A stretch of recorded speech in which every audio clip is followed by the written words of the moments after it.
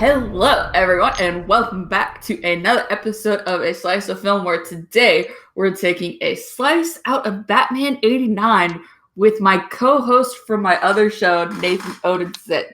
Nathan, how are you doing today? I'm doing great, Katie. I have been itching to talk about this and get you to watch Batman 89 ever since you casually brought it up on Star Wars Alliance that you had not seen it, and that is when I jumped on the opportunity to say, yes, this will be the movie that I will come to Slice Film that we can talk about. Yes. And you know what? It was good. It was good. Spoilers! Don't tell everybody. Yeah. No. Am I sure it was good, though? Where do I rank this in the terms of the Batman? We will find out.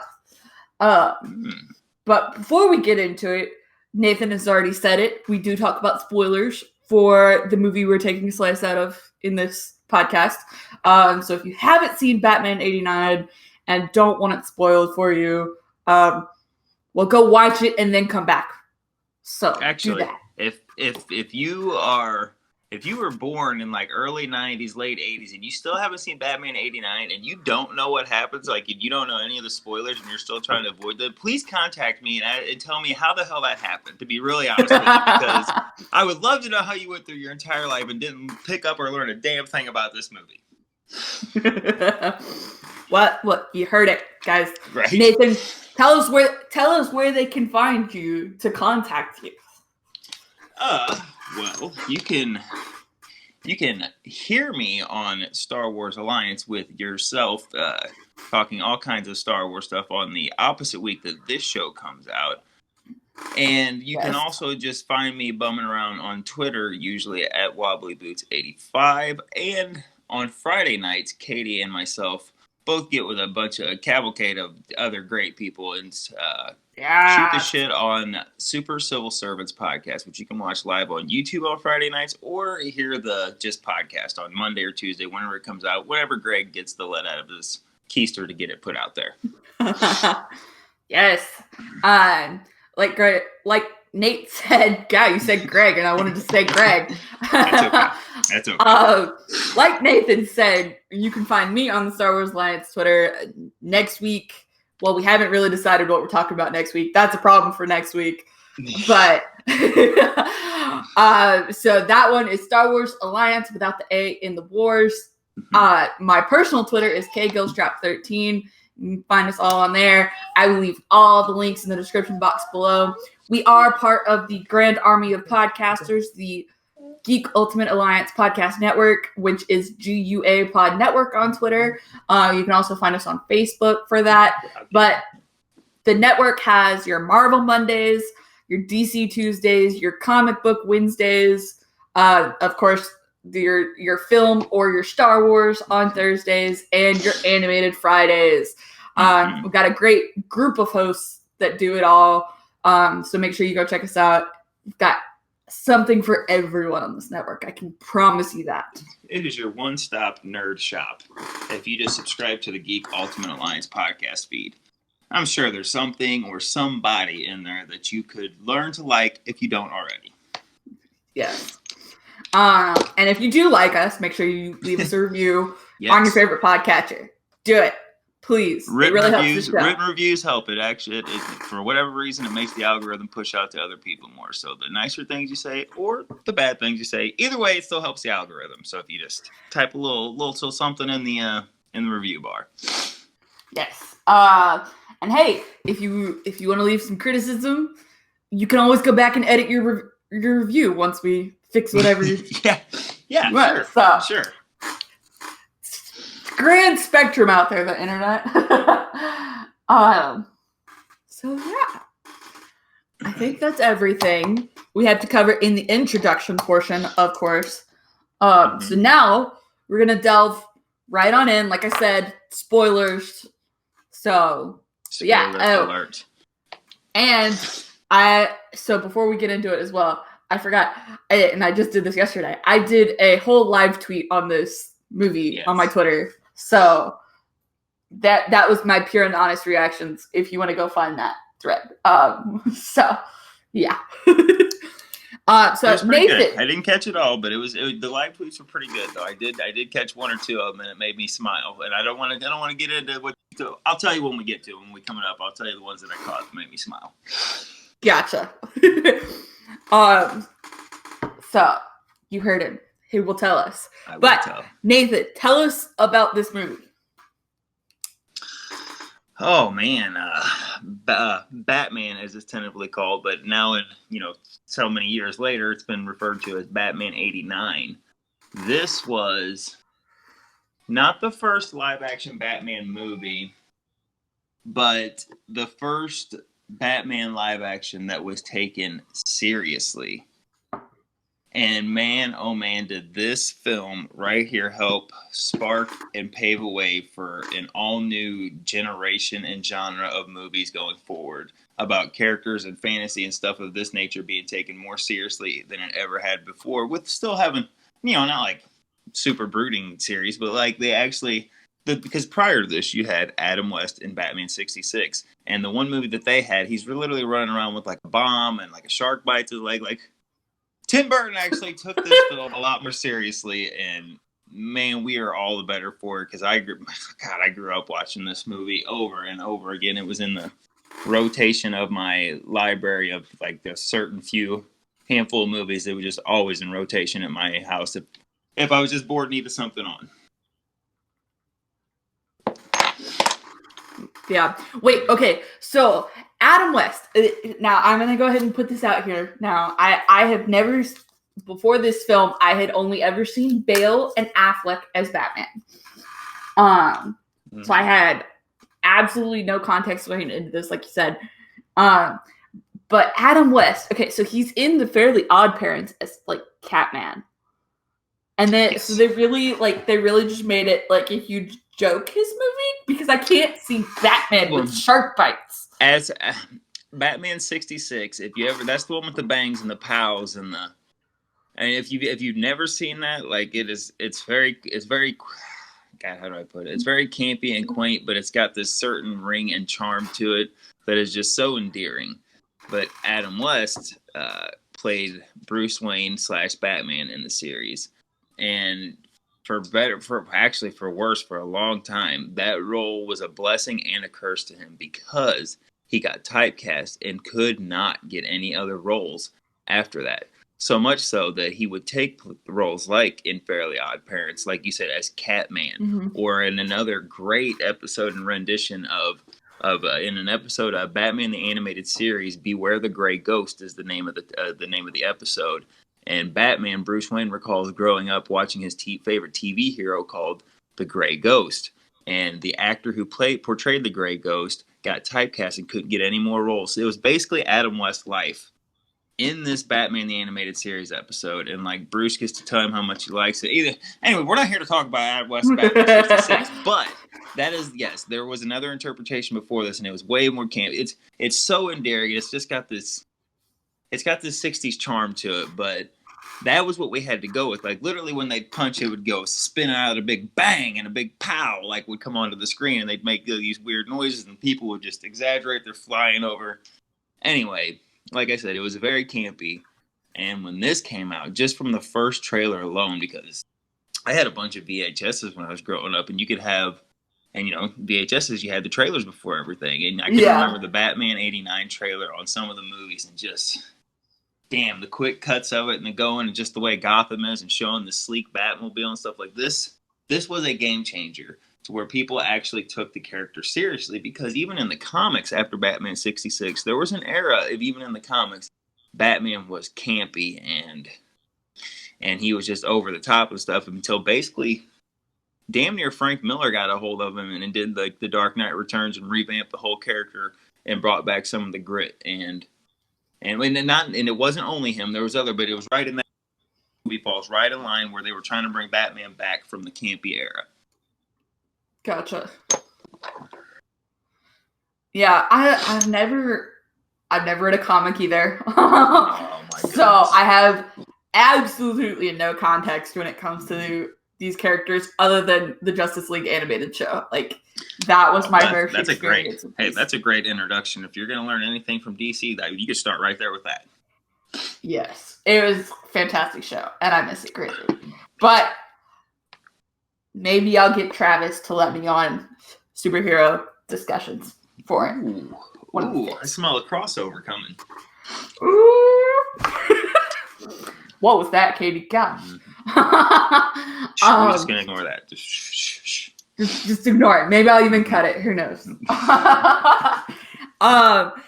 so I thought this movie was. I thought it was very good. Like, it took me a second to like get into it because so you have Alex the reporter.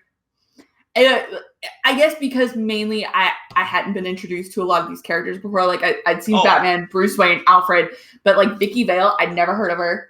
Okay, so it and took then Alex.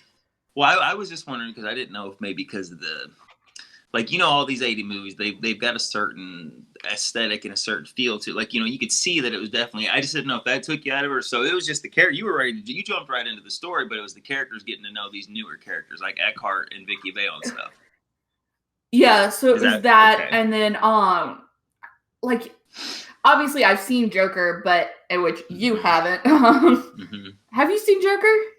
No, I have not seen. That's what I thought. Joaquin Phoenix Joker. No, I know, guys. So, I know. Come with pitchforks. I know. I get it. I know. You can yell, but tell me how terrible I am. Spoiler alert! I didn't think it was that good, so I don't think you're missing anything. So obviously, so you see the Joker before he turns into the Joker in Joker, but in ones where it includes Batman, you don't really get that perspective of Joker before he's Joker. Like, you might get bits and spurts, but you don't really see who he is before that.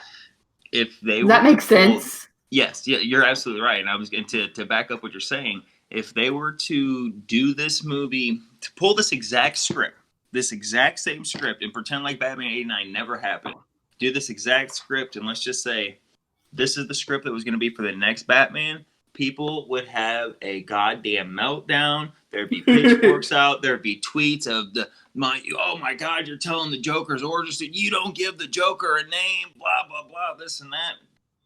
Guess what? Most of the people buying comics nowadays grew up with Jack Napier as the Joker and knowing his backstory. And we never blinked and never even thought twice about it. But if you were to do that today, people would lose their effing minds. They would lose it. So yeah, like you said, it was, to me, it was commonplace that we grew up with it because I didn't know. This was like I'd seen Batman 66, but like this was my first like real backstory until Batman the Animated Series came on. But until then, this was the backstory that I knew because Batman 66 was just stuff I watched in reruns growing up.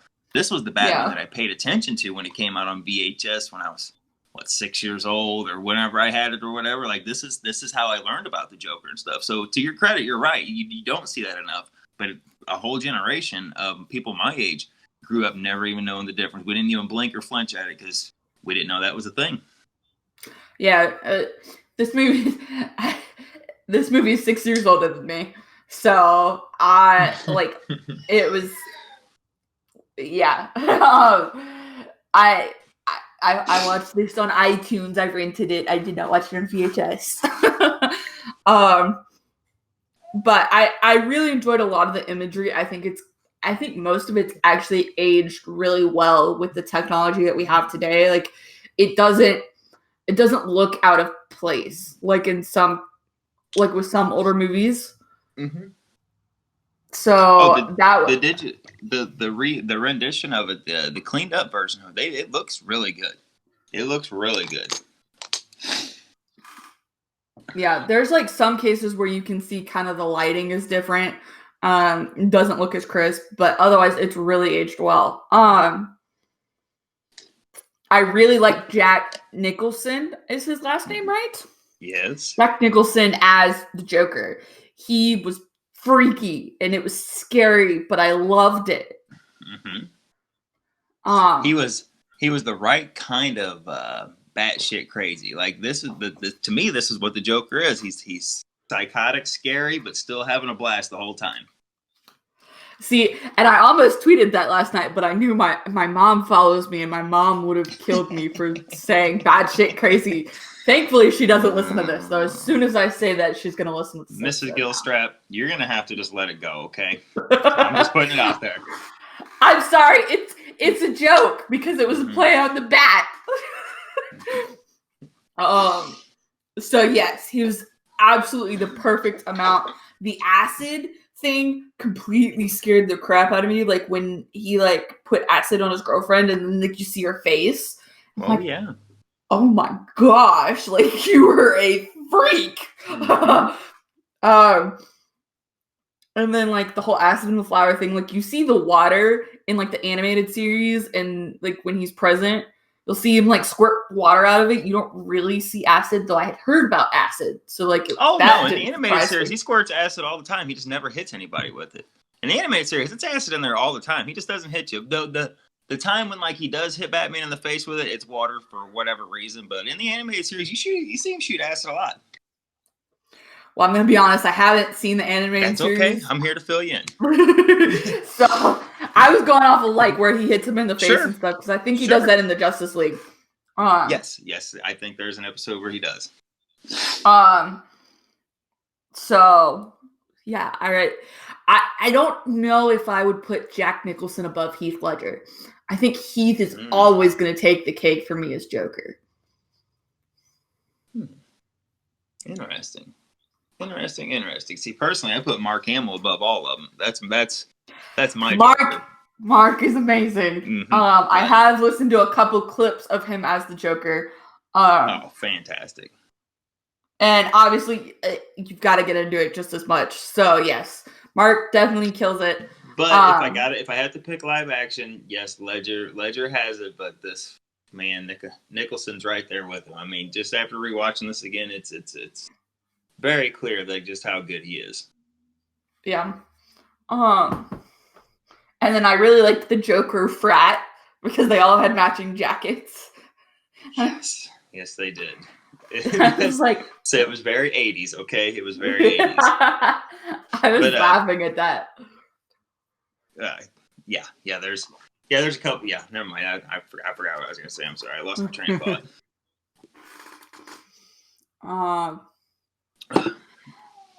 So the inclusion of Vicky versus like, I don't know, how prominent is she in like the comics? She's a comic book character. She's not always front and center. In recent years, I know she's been brought in for certain story arcs, but she's, to my knowledge, which I don't have a vast comic knowledge, but to my knowledge, she's not. It's not all, you know what I mean? She's not like, it's not like a Lois Lane type, you know what I mean, where she's always there.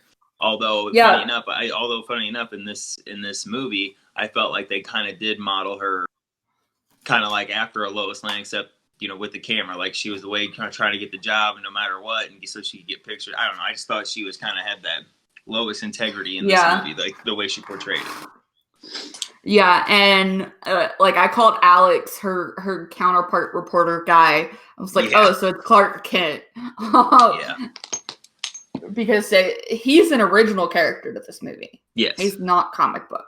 Okay, well, someone told me that on Twitter. I was gonna say, as far as I know, I've never heard of him in anything. No, I only know him from this.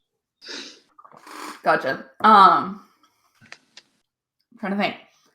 While you're thinking, do you want to take a second to take an ad break while you're thinking? See, you're just the perfect co-host. You got my back. Yes. Let's take a quick ad break. And then we'll come back with that thought. And we are back. Let's talk about Keaton as the Batman. What'd you think? It's weird because you don't get to see a whole lot of him. Like, I think he's a good Batman. But the best part, I guess, of like the Batman persona to me, like between watching Bale and then Affleck, has been seeing how they balance the Bruce Wayne and Batman's roles, because like I don't feel like you really get to see a whole lot of Keaton until like the last 40-ish minutes of the movie. Mm-hmm.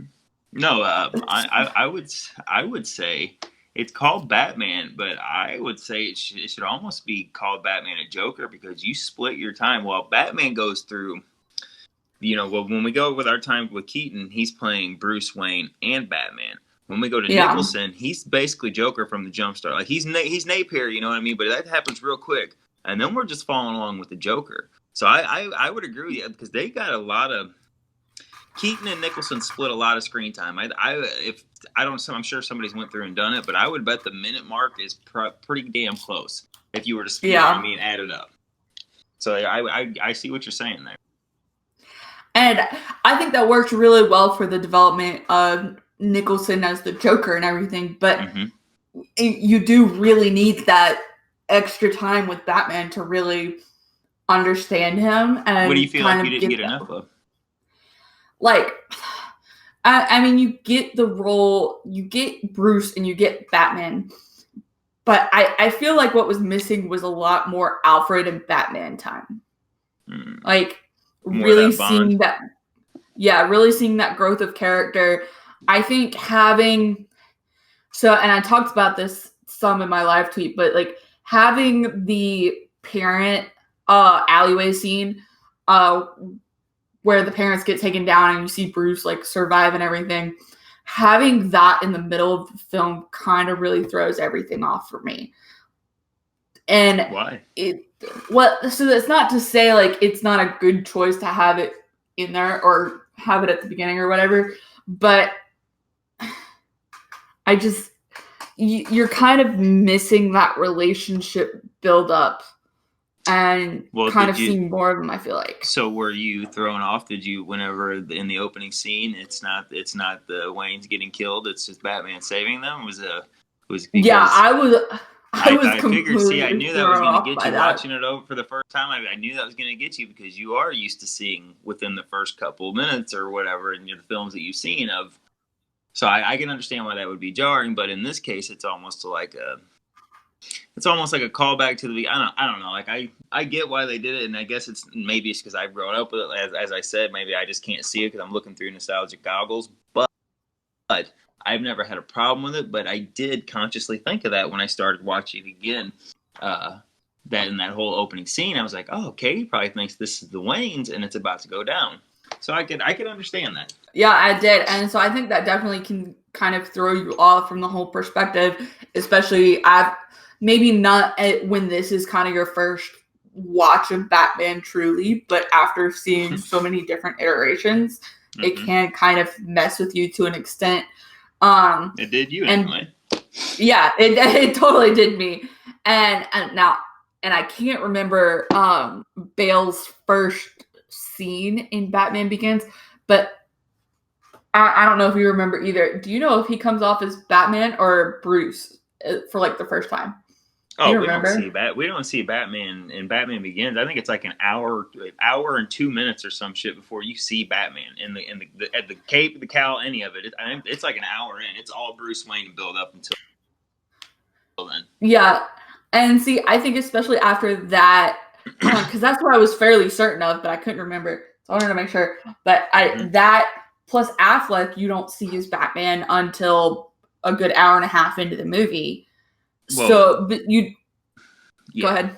Well, I mean, yeah, that's true. And we also get the origins of the Wayne murders before that's in the credits. Like that's how we start the movie off in BVS is you get the credits and there's a real quick boom, boom, boom, and then you're caught up to speed, and then it's Bruce remembering the events of the Black Zero event as they call it in the universe. But yeah, and then like I said in Bale's, we see him. We see it. What is it? The lesson of why do we fall, Bruce? That's what I remember. That's one of the first things he says and Begins, and then he picks him up, and then we go through. You actually follow Bruce go through his journey of finding himself to train to become Batman when he's in that prison kicking the shit out of all them guys and all that. Yeah. Before he meets Raish or Roz or whichever version you prefer. Well, and so I think definitely after seeing that, you get kind of used to a specific persona. But also, for me, Batman has always been Bruce Wayne. That's never going to change. Sure. And Batman is not anyone else. But to have Batman, you have to have Bruce Wayne. And so, to me, a big part of building Batman and really connecting with the character is building Bruce Wayne up So you before you build Batman. So if they would have started off with the Wayne murders, you'd have felt more comfortable about it. I don't know. I think you could have still done without the Wayne murders up front. I just don't think. Oh, okay. You don't have the alleyway scene, but like you start the movie off in like the gala for like the save the 200th anniversary of Gotham or whatever, and you see Bruce Wayne then, or something along the lines. Well, elsewhere. I thought it was kind of like a genius swerve, because the comic book people, they would have known back then that they were probably on the same ride as you. But like, oh wait, what? It's not them. And then Batman comes out and saves them, and then it's iconic as hell. As they're like, what about that? Where they're counting the money, and he gets that guy, and he holds him over there, and he's like, I want you to tell all your friends about me and shit. Like, that's iconic when he throws him over and goes. And maybe, like I said, maybe that's just because I grew up with it starting off that way, but I just always thought that was cool. Yeah, the scenes where we get Batman are all phenomenal. I just would have liked a different arrangement of the script. Yeah. Because I just think Bruce Wayne is the most important part of Batman, so you need to see him first. Because otherwise you're just like, okay, who's this freak in a mask? Which, I mean, most people are not going to think that because Batman, but... Right. What did you think of Keaton's performance? Because I'll tell you, at the time, he had done a movie before this called Mr. Mom, and he was known as a comedic actor. And people went on a letter-writing campaign to Warner Brothers to say why they didn't think it would work. So much so that they kept all these, and a billion years later, in like 2014, they showed them to one Mr. Ben Affleck and said, "Don't worry, buddy, you're not the first one to get hate over the casting." And they actually showed him because they still have the letters in the archive. So people were shitting on him right and left, and then he came out, and now people are like, "He's the best Batman ever!" Whoa, it's been 31 years later, and people are still beating that drum. You know what I mean? Yeah. And you just kind of think it's funny because over the years, like, and you can think, oh, okay, everyone attacking Ben Affleck or Robert Pattinson for getting the role of Batman. Sure. And you're like, okay, this is the 1% of people because not everyone's on social media. Not everyone's going to care. But then you look back to apparently that letter writing campaign and you're like, well, the funny thing is there was no social media stuff. It wasn't even organized. It wasn't even like people got together and did it. It was just so many people, comic nerds or just people that knew about him were just appalled, because a lot of these people, you got to think, grew up with Batman 66 as well, because this came out in 89. So there was just a lot of people that were, like, what the hashtag not my Batman, even though there was no such thing as a hashtag. You know what I mean? Like, pound sign not my Batman. Right. It's just weird. History seems to repeat itself quite frequently. It's kind of scary. Yeah. It's funny. Adam, he's one of Travis's former co-hosts, and I did an episode with him where we kind of talked about it, and I was like, oh yeah, like, I don't really care about Batman, and like, I didn't really see anything about Affleck, and he was like, oh, so this is going to be your first, like, find the Batman campaign. You're not ready for what's going to happen afterwards. And I was like, he was right at the end of the day.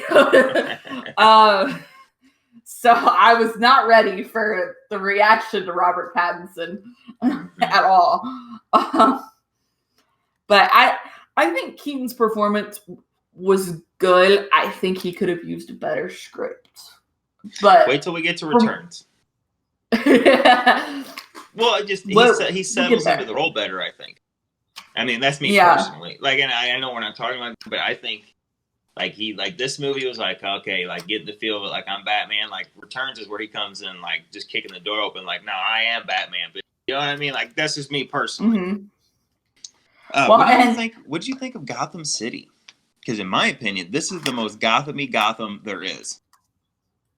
Yeah, I would think so from, like, what you hear about stories and how the world building tries to take place in like the Gotham TV show and the movies and everything, that like a downtrodden Gotham. I meant looks wise.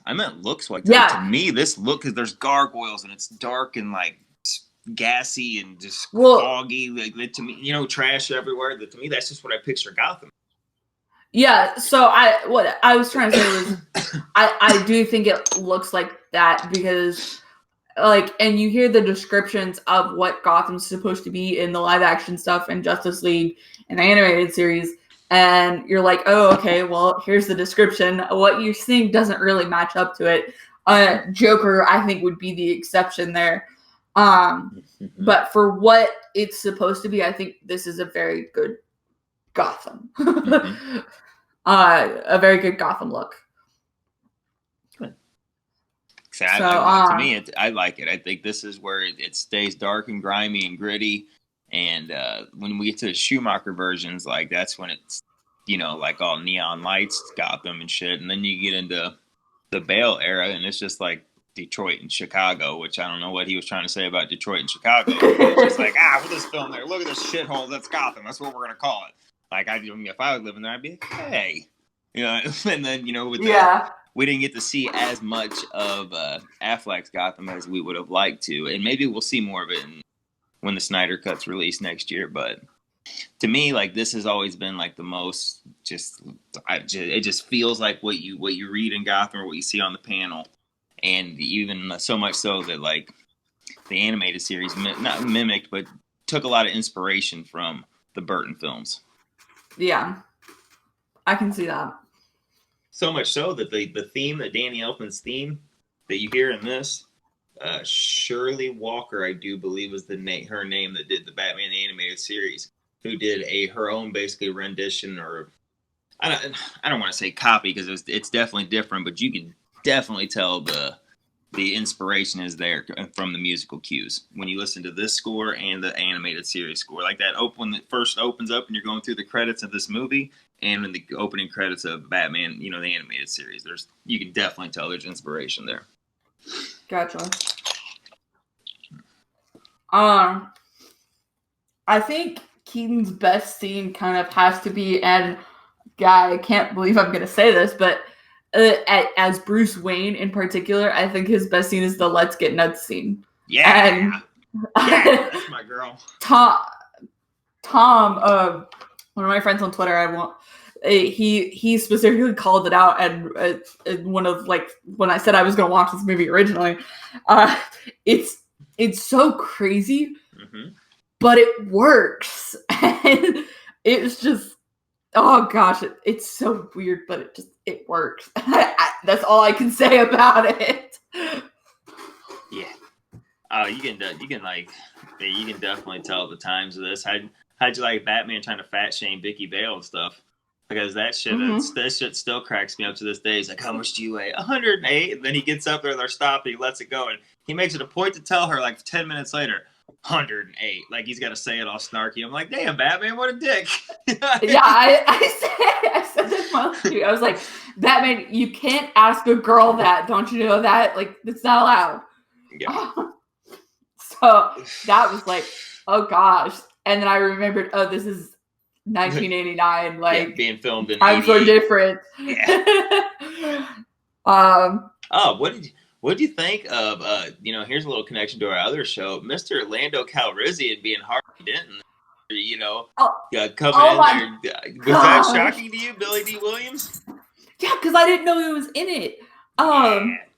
Because I had seen previously some people had like talked about him being Harvey Dent, but I didn't put two and two together. And gosh, man, I really wanted more of him. Yeah. Like, everybody's just smoking cigarettes and cigars like everywhere, just fucking puffs of cigarette smoke everywhere. In that gala where he's speaking, which I think is like Billy's best performance, where he's like giving that speech and Bruce isn't there, and Gordon's there and stuff. Everybody's smoking. Yeah. No, he does such great work with what little he has, and a couple people on Twitter told me that originally Batman Returns was actually supposed to focus on Two-Face as the villain, but when Burton left, they kind of changed directions. Well, man, Burton Burton did Returns, and he'd been setting up. Like I think they kind of wanted to do the Dent gets the acid at the end of Return. I could be remembering this wrong, but they didn't. But the studio got freaked out with Return because they had Danny DeVito's. Well, I guess okay. Close your ears if you don't want to hear Katie. But Danny DeVito's penguin like bites a guy's nose off, and like parents were freaking out. Oh my gosh! Oh yeah, it's great. Like I love Returns, and it's a Christmas movie in my house because like whatever, Christmas time. But it's not tame, and then like Catwoman's all sick. Like I don't know. I love Returns. There's a lot of people that don't. I love it. But then when you got to Batman Forever, which Tommy Lee Jones takes over as Dent and turns into basically the Joker, but they call him Two-Face. But anyway, like Burton, they'd given him the kind of the direction he wanted to go for it. And he was like, no, I don't need to do that. And then Schumacher, who gets a lot of shit, but like he was the hired gun to come in, and like he worked with the studio and he played ball and he gave them what they want. And Batman Forever, very, very highly made a lot of money, and like, a lot of people, because they were still buzzing off of Returns, and it made a lot of money and did good. And then they went full Batman and Robin for just toy sales, and and then Batman was dead for like 8 years on screen. So Batman Forever is Batnip. That one is Val Kilmer, Batman Forever, but that was supposed to be Burton's film also.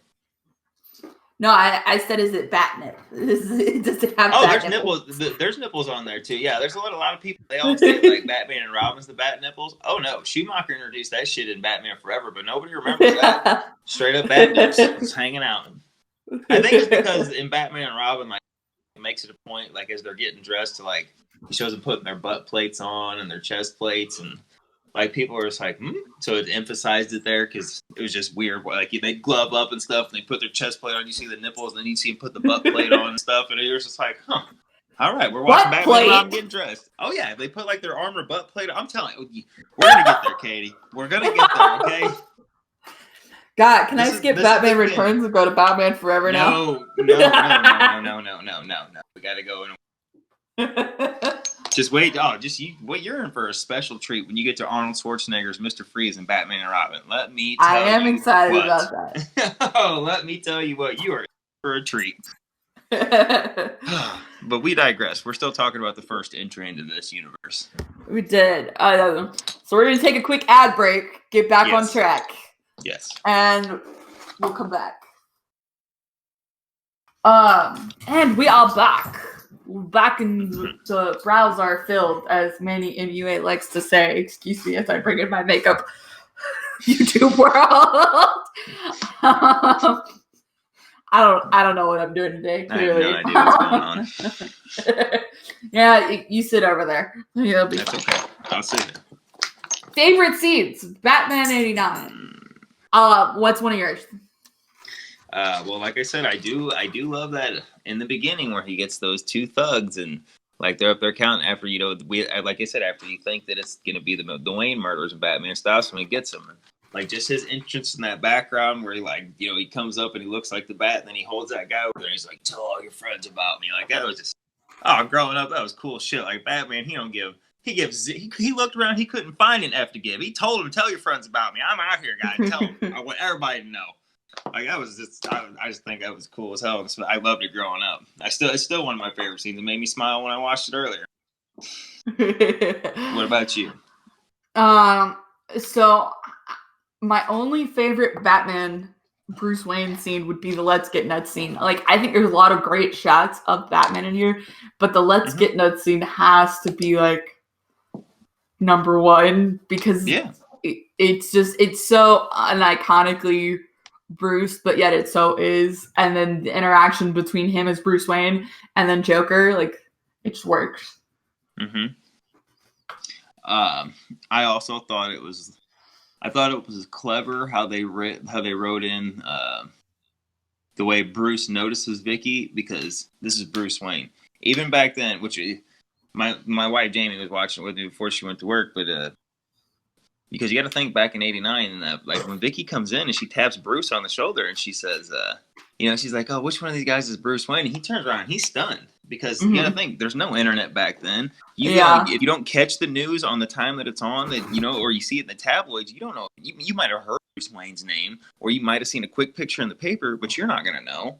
You know what I mean? Yeah. And this is Bruce Wayne. He's still gonna be recognized by the people of the record. You know what I mean? And I just thought a clever way for him to catch her, because she spins around and he realizes that she really doesn't know who he is. And what happens? Bruce immediately takes interest in her because she doesn't want him for anything. This girl literally doesn't even know who he is. So that was a perfect opportunity, which I just thought that was a nice little, just subtle, clever way, to work that in there. I know it's not like some great, amazing scene or something, but like I said, I just think it's real clever when you think about it. Yeah. What about you? You got any Joker scenes or anything? Or what, what else do you like in there? Oh yeah, the rest of my favorite scenes are Joker related.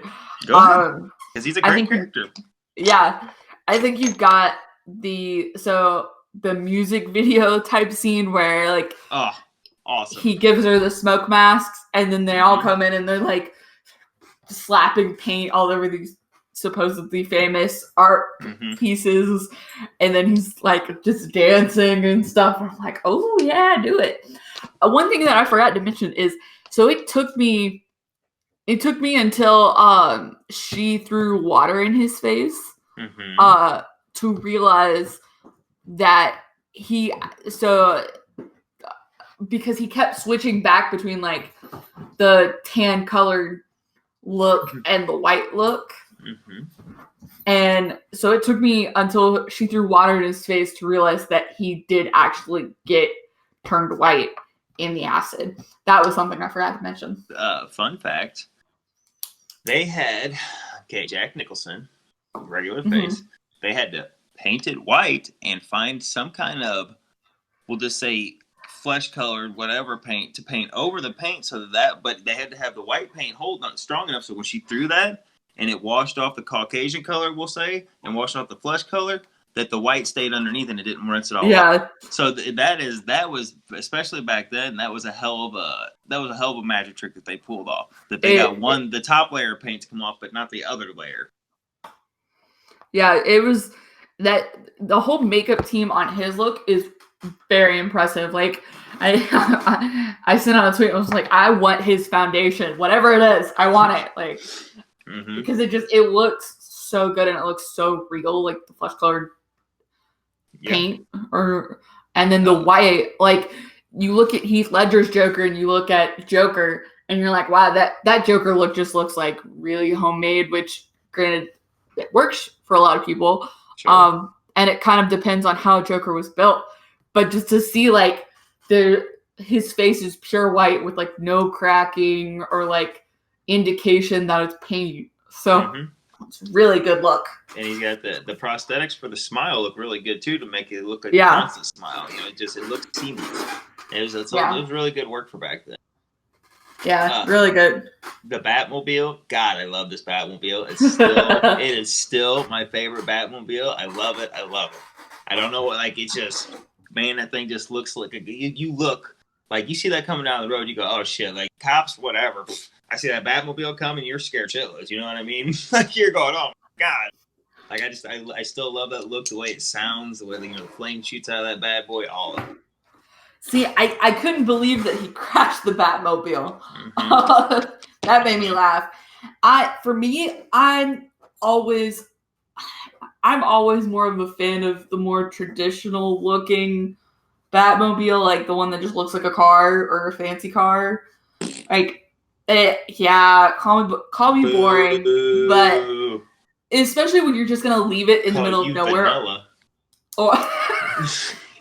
or you want to get away from like the bad guys or something. It doesn't hurt to have a car that will actually be able to blend in. You want like the 1940s version of the comic, where Batman would drive Bruce Wayne's car around, and somebody asked him one time, and he goes, "Yeah, my buddy Bruce Wayne, let's borrow a car," and took off in the car. And that's the kind of shit you want, huh? Because that's happened. There's comic accuracy for that, like I said, I already talked about, like, I love Gotham City. I didn't like Danny Elfman's comments a couple years ago when he's like, Batman don't like how background theme, but I really do love the score to Batman '89. Like the music in this shit, it just hit perfectly. It was I don't know, like it set the mood for the entire movie in my opinion, and it just took on. I love the guy that plays Alfred. He plays through all 4 versions, and I wish I could remember his name. I feel like an a-hole for not remembering it. But he like just that voice is so comforting to me, and I don't know why. Maybe it's because I grew up with him through all 4 of the, the Burton / Schumacher films. But that guy's voice is just so damn comforting to me. He just reminds me of like your old great uncle or something, or your grandpa. Yeah. I wish I'd had more Alfred and Bruce Wayne. So I don't really think I have enough on him to really get. Well, you'll get more as you go through the series, right? You'll get more. I never really thought of it like that, but there is a lot of time that, like I said, that Nicholson. I think Nicholson got top billing in this movie, honestly. So I know he's splitting screen with Keaton, and Keaton's got a split between Batman and Bruce Wayne. So that does make a lot more sense to you, because if you think about it, there's not a whole lot of Batman. There is, but there isn't. You know what I mean? He's used sparingly. He's used sparingly, and he plays good in the movie. I was gonna Google to see if someone has done the time split between Jack Nicholson and Keaton. Alfred's name is Michael Goff. Yes, thank you. God, that man, it's so, like I said, his boy. If he has audiobooks out there that I don't know about, because he could just read me shit out of the dictionary and it would put me to sleep at night. I will get that. I promise you. Maybe I didn't Google enough. Oh wait, Batman movie screen time breakdowns. So Bruce Wayne / Batman is at, according to IMDb, he is at 32:30, and Jack Napier is at 32:15. See, I knew that's pretty even split right there. They were split. I knew they were splitting the shit. That makes a lot more sense. And I'm pretty sure, like I said, if I had my case here, Nicholson got top billing for, because he was definitely the star. Like he was the bigger name at the time, 100%. Let me see if I can find the poster. I'm curious. So I'm just Googling. Man, that you want to talk about the poster, like a poster in like the VHS case being iconic, and it just being the bat emblem, and like you knew what that shit was. Like, it was just so iconic. Black sleeve, and you pull that out, and you're like, yeah. Nicholson did get top billing. Yes. But speaking of the poster, that reminds me about the costume. This is not my favorite Batman costume. Join the club. And I don't think it's anybody's favorite, to be honest with you. I mean, maybe, but for '89, that bitch looked good. Okay, we're gonna go with that thing. Looked great. It does look good, but I think, and maybe it's the fact that I saw Bale's Batman first, or the Justice League animated, but the gray suit with the black bat is always gonna be my favorite. Like, I just think the yellow emblem on his chest, Well, this was the inspiration for, even in the comics, for the first appearances of the all-black suit. Like, Burton went out and did his own thing. Because Adam West in Batman '66, it was the dark blue and gray. And a lot of the comics, the comics would occasionally go dark gray and then with black. But Burton threw, he switched. Maybe there was a one-off with a series in there, but like I'm pretty sure he was just like, nah, I'm gonna make it all black. It's easier for the screen. And then people were like, oh, it's dope, like Batman all black here. Well, and maybe it works for the screen, like, because the audience can see the bat symbol on the bright yellow. But in terms of thinking realistically, it doesn't work as like a tactical gear, because you're just like, oh, you're in the shadows. Oh, hey, what's that yellow circle with the bat emblem on it? And then the ears. I'm not a huge fan of the long ears. Like, I like the short ears. But I do like the all black. But obviously, all black with a black bat emblem doesn't work. So you want me to ruin it for you? In this movie, he's wearing all black Nike tennis shoes, and he's got like these little shin guard things that go on the front, so they're not even real boots in this version. But when we get to returns, like he's got boots, he's got boots and stuff, but he's got like some Nike high tops in this, and they got like what wrestlers like kick pads is what they're called. The wrestlers put over their regular tennis shoe to make it look like it's up there. That's what he's wearing. Yeah, little funsy pack. Nathan, coming in with the background information, man. Sure, I'm trying to do something worthwhile. No, just having you here means a lot. Okay, do you have anything else that you would like to talk about? I like how Batman basically, like, he got Joker killed. I don't care what it is, and I like how even in death, Joker had the last laugh because he had that little laughing box thing on him, because whenever they shines down on him and he's all on the ground splatted, and it's just and he's just laughing. Joker got the last laugh no matter what, and that was totally Batman's fault that he died. Like, come on. Batman did quite a bit of killing in this movie that nobody likes to talk about, but we'll leave it there. I will say that did kind of throw me off because from my perspective, I don't necessarily know if Batman necessarily cared about killing people as much as he didn't ever want it to seem like a revenge sequence. Sure. Does that make sense? Yeah. So like just to see him kill off Joker, even unintentionally as it was, especially after like the twist with having Joker kill the parents in this one, I just don't think that says a lot about Batman. I've never cared if Batman kills or not. Let's put that out there. But well, let me ask you a question. You ever danced with the devil in the pale moonlight? Because that shit right there, that was iconic for a long time. A lot of people forget about that, but that was something that that was a gangster move that he pulled off there, saying that shit before he killed people back in the day. Now it's lost its luster a little bit, like I said, 30 years later or whatever, but 20 whatever. Yeah, but it was something. Yeah, I mean I get it, but I don't know. I'm kind of neutral like I said, on it. Katie, you gotta think at the time, like when this honestly did change the game when it came to movies and stuff. Like, because before this, I mean, yes, you had Superman in 77, like, and You'll Believe a Man Can Fly and stuff, and we did, and that was cool. But you saw how Superman was, and even all his movies. So even Fighting Zod after that, the one that people love, Superman 2, like that was how stuff was taken. And then you put Batman on screen, and this is how it was when before you had the Adam West Batman would fit right in with Christopher Reeves. The Adam West and the that Batman and Robin from Batman 66 fits right in there with Donner's Superman, and then you could throw in Linda Carter's Wonder Woman. That is a Justice League right there that goes. Yeah. Burton came in and brought this Batman in, people went, holy shit, you can do this with superheroes, because at the time they'd never seen anything like that. Yeah, I can see it. I have seen the first Superman. You said it's a lot different for you because if you saw, like, I mean, I hate to say it, but you saw better movies before you saw this one. This should have been your inaugural. You know what I mean? You should have started off with this, but whatever. But you know what I mean? To each their own. At least you can say you've seen it now and you get it. So I'm gonna ask you, on a scale of 1 to 10, what would you give it?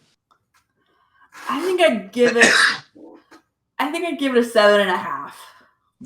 And that's not bad because you're not looking at it through nostalgia glasses. You're looking at it through a purely objective, on whatever your objective. But you know what I'm saying? You're looking at it like that, and that's not bad. That's not bad at all. Yeah, I think Jack Nicholson as the Joker definitely gives it a couple extra points. Yeah. Because not having enough Bruce Wayne / Batman really, really throws me on this. Mm-hmm. But other than that, like, I think it's good. What about you? Oh, I can't answer that. Like I said, I grew up on it. To me, it's always going to be a 10, even if it's 9. You know what I mean? There was a long time where I watched the shit out of Batman and Robin when I was a kid, and Batman Forever. It's not now I look at them and I go, oh, they're bad, but I'd still give them. I can't be objective to these. Like, if I had to try, I'd give it, 8.5, 9, 9.5. But I feel bad because I want to give it a whole 10. You know what I mean? But it's right in that range. I will always love this movie till the day I die because, like I said, as a kid, I grew up watching this, Batman Returns, on repeat. You know what? All 4 of the Batman movies. I had the original Star Wars trilogy that I watched over in both Mortal Kombat movies, the Ninja Turtle movie. Like I had my certain rotations of stuff whenever, you know what I mean? When it get into wintertime and I didn't have anything to do, I had my movie. This is my jam. You know what I mean? The Superman movies I just had. So that's just I'm gonna love this movie till the day I die. If I'm 92 years old, I'm gonna say, oh, movies before I go out if I get my way. You know what I mean? Yeah, definitely. No, so one final question. All right. On the Batman. Okay. How would you rank each individual, counting out every movie they've been in? How would you rank said Batman of the world?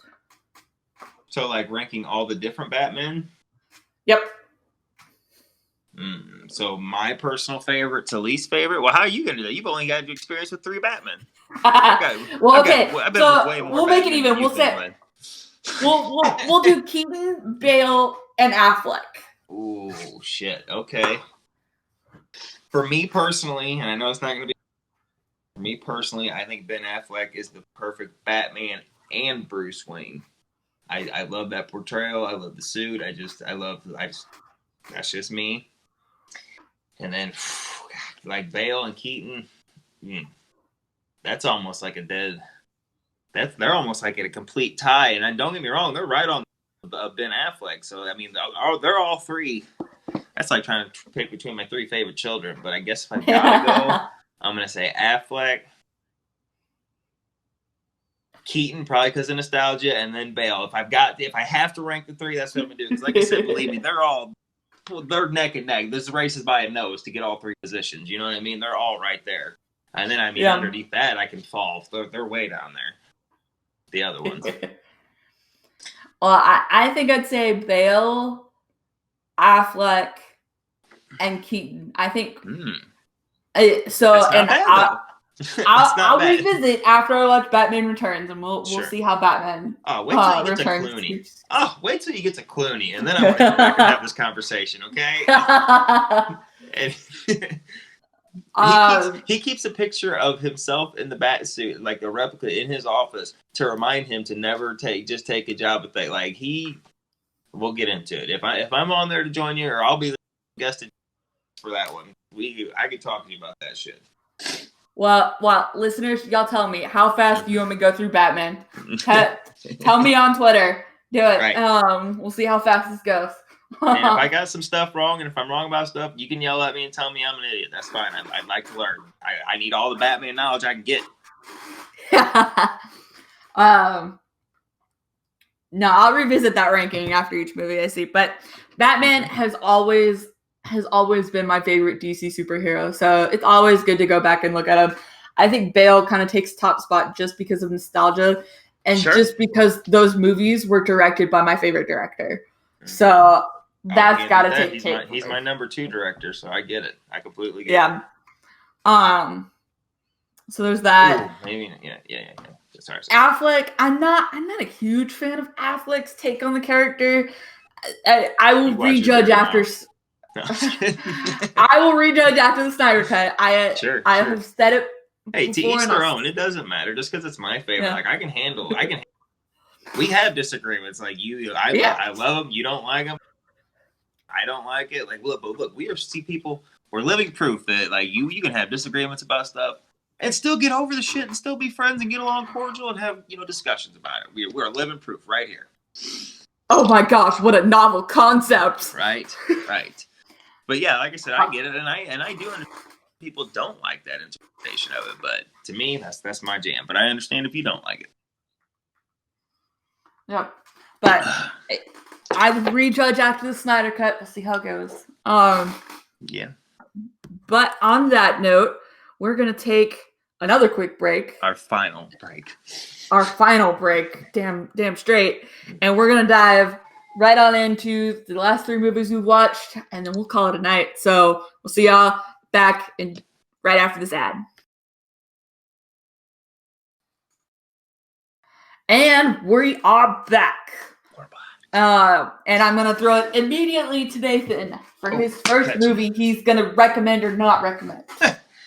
Okay, so Katie asked me the last 3 movies that I watched, and I haven't seen any. None of these are new movies, so I had a free night where the son was at a sitter and my wife was working, so I watched the original Alien movie just last Thursday when they were all working, and I hadn't seen it in a while, and I loved it. It had been a while, and I decided to pop it in, and I loved it. And if you guys haven't seen it, you really should, because that is a great franchise. And this movie started some... Katie, have you seen the original Alien? I have. It is, in fact, the first episode of this podcast. Okay, see, that's what I thought. I thought so. And right, you can back me up on it. It was pretty damn good, right? And you see why it started a franchise. Yes, it has aged incredibly well. It just celebrated its 41st anniversary. Yeah. So that's incredible. Yeah. And then Sigourney Weaver's amazing. Ripley, definitely go check out the episode I did with Chris Balga. I'll leave it in the description box below. Yes, do that, because I remember listening. It was a good episode, and like totally didn't hit me until recently. Man passed away, but like I don't know why it took me so long. Like like a little sidebar here. I love the Lord of the Rings movies, and like I love them. That's my favorite trilogy of all time. I recently just put together, and I don't know why I didn't do it, that Bilbo was the android in Alien. Like what the F? Like I can't believe I didn't think that. No, like, and I don't know. It took me entirely too long, and I'm ashamed of it, and I'm admitting it right here. So I put my cone of shame on and sit in the corner, because I didn't put 2 and 2 together and realize for entirely too long. Well, you go sit in the corner while I will go talk about. Yes. What about you? So I'm gonna start with the worst of the worst, and I can already tell you this, even though I still have 45 minutes left to go in the movie. Oh, no. Eurovision Song Contest with Will Ferrell and Rachel McAdams. Rachel is the best part of the movie, as always. But it's just, oh my gosh, it's so painful to watch. I'm like, it is bad. It's on Netflix right now. It is a new movie. I will be talking about it on Talking Netflix with Full Circle Cinema more, and I'll go into spoilers, but oh gosh, that says it all. It's absolutely terrible, and I know I still have 45 minutes left, but I really don't think I'm going to change my mind. I'm going to finish it tonight, and if I do, I will leave it in the description box below if I change my mind. We're all sending thoughts and prayers your way. But by the time this episode comes out, people will have already immediately asked Katie if she made it through that, because by the time this comes out, she's going to already get right on her ass and be like, what'd you think of this? Was it trash? Did it get better? Oh, yes. It was... I might need a glass of whiskey to finish the movie. Ooh, shit, breaking out the big guns. Yeah. Anyways... What is the next one you've watched? Oh, God. Give us something positive. So continuing my old as shit movie rewatch for some reason. Like I said, you just asked the 3 latest movies I watched. Me and my 3.5-year-old, we watched The Neverending Story Part 2 because like a month ago we watched Part 1. And holy shit, I hadn't seen either one of those movies in forever. And wow, there's a lot of shit going on in these movies, and probably nostalgia or whatever, but I smiled all the way through both of them. Even though the second one is nowhere near the first one, and the first one's not great. I'm not gonna lie, it's not like these are some cinematic masterpieces, but being, like I said, nostalgic, rose-colored glasses, whatever you want to call it, me and my son watching it, and watching my son's face being like crinkle up, and just watching a giant rock eat rocks, and this kind of stuff. Like it was great, and I loved it. Yay, positive. Right. But there's people right now that are probably just barfing, and they're like, "Oh God, oh Jesus!" Like I said, guys, I know nostalgia has a lot to do with it. I get it. I know. I actually have never even heard of that movie, so now I'm gonna have The Neverending Story. No, I've never heard of it. Oh my goodness, Katie. Like, how old are you? You may not be too late. Hey, it's a book. I'm 24. It's a book, and both movies loosely go off of the book. But I mean, I know you're a book person. I could recommend you the book. I have been meaning to go get my Audible back up and running, so maybe we'll see. Okay. And what's the next movie that you have watched? So I watched Ready or Not, with Samara Weaving. It was I've good. heard of that. I've heard of that one. It is a little on the creepy side. It's streaming on HBO Max right now. Mm-hmm. It's a novel concept though. And I won't go into details, but you can kind of pick up on it from the trailer, which is what really got me into it. Mm-hmm. But Samara does an absolutely fantastic job in the movie. I don't think it would have worked if a different actress had been in the role. But it's so creepy, and it's got like some supernatural aspects to it that I wasn't expecting at all. But I think it really works, and it might not be your everyday watch per se, but I think if you give it enough time and you just are like, I want to watch something different from what I typically watch, I would put this movie on. Nice. So you would recommend? Would recommend. Good. 8 out of 10. You have to be. Good. It can get very gory. I will say that right up front. So. I like a little bit of gore in my life. So what is your final movie, Nathan? The wife and I, the kid, like 2 Saturdays ago, we were sitting at home. Our son went to bed, so we decided to rewatch Wonder Woman. And I can definitely recommend that movie because, man, it's just a great movie, guys. And if anybody here hasn't seen it, like, come on, what are you doing? Gal Gadot is a great Wonder Woman. And Chris Pine is a great Steve Trevor. And yes, I will admit it falls apart a little bit in the third act because, come on, what are we doing floaty CGI stuff? And why would you make the old guy not transform into like super buff dude? Like, come on, like.